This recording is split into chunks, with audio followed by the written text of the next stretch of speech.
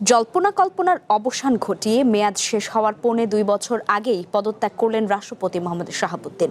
বিকেলে জাতীয় সংসদের স্পিকারের কাছে তিনি পদত্যাগপত্র পাঠান। চিঠিতে তিনি শারীরিক অসুস্থতার কথা উল্লেখ করেছেন। এ বিষয়ে সংসদ সচিবালয়ে সংবাদ সম্মেলনে স্পিকার হাফিজউদ্দিন আহমেদ জানিয়েছেন, তিনি রাষ্ট্রপতির পদত্যাগপত্র গ্রহণ করেছেন এবং সংবিধান অনুযায়ী ভারপ্রাপ্ত রাষ্ট্রপতির দায়িত্ব নিজেই নিয়েছেন। নির্মাণে নাম্বার 1 শাহ সিমেন্ট। দুদিন ধরে গুঞ্জনের ডালপালা মেলছিল। রাষ্ট্রপতি পদ থেকে সত্যি সরে দাঁড়াচ্ছেন মোহাম্মদ শাহাবুদ্দিন, কিন্তু কবে কখন সেই পদত্যাগ তার কোনো উত্তর মিলছিল না। শুক্রবার সকাল গড়িয়ে দুপুর সফর সংক্ষিপ্ত করে স্পিকার যখন ঢাকা বিমানবন্দরে নামলেন, ততক্ষণে নিশ্চিত হয়ে গেছে আওয়ামী লীগ আমলে নিয়োগ পাওয়া রাষ্ট্রপতি মোহাম্মদ শাহাবুদ্দিনের ভাগ্য।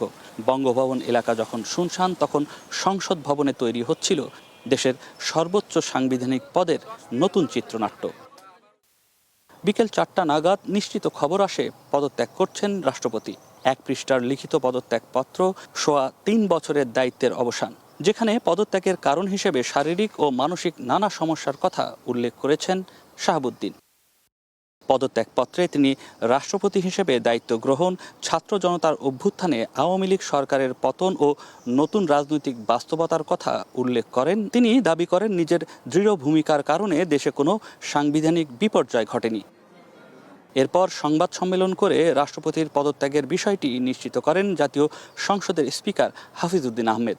জানান, পদত্যাগপত্র গ্রহণের সাথে সাথে সংবিধান অনুযায়ী তিনি অস্থায়ী রাষ্ট্রপতির দায়িত্ব গ্রহণ করেছেন। মহামান্য রাষ্ট্রপতি জনাব মোহাম্মদ শাহাবুদ্দিন তার স্বাক্ষরযুক্ত পদত্যাগপত্র আজ ২৪শে জুলাই ২০২৬ ৯ শ্রাবণ ১৪৩৩ তারিখে রোজ শুক্রবার অপরাহ্ন ৫টা ১ মিনিটে আমার নিকট পদত্যাগপত্র দাখিল করেছেন। ফলশ্রুতিতে সংবিধানের ৫৪ অনুচ্ছেদ অনুযায়ী আমি রাষ্ট্রপতির দায়িত্ব গ্রহণ করেছি। পদত্যাগপত্রটি আমি গ্রহণ করেছি এবং জাতীয় সংসদ সচিবালয়ের রেকর্ডে সংরক্ষণ এবং প্রয়োজনীয় প্রশাসনিক কার্যক্রম গ্রহণের জন্য নির্দেশ প্রদান করা হলো।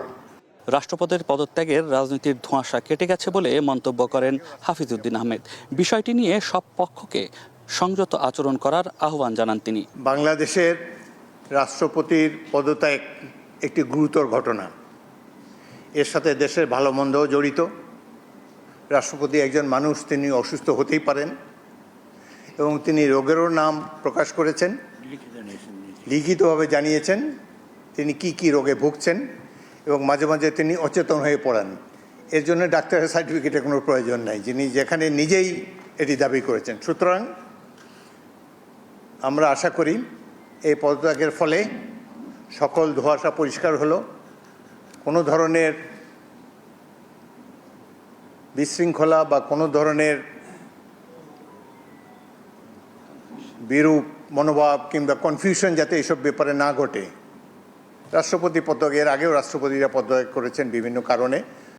রাষ্ট্রপতির পদ থেকে সরে গেলেও মোহাম্মদ শাহাবুদ্দিনের ভবিষ্যৎ এখনও অনিশ্চিত। ২২তম রাষ্ট্রপতির পদ থেকে মোহাম্মদ শাহাবুদ্দিন পদত্যাগের মধ্যে দিয়ে দুটি প্রশ্ন সামনে এসেছে। আওয়ামী লীগ আমলে নিয়োগ পাওয়া মোহাম্মদ শাহাবুদ্দিন বিচারের মুখোমুখি হবেন কিনা।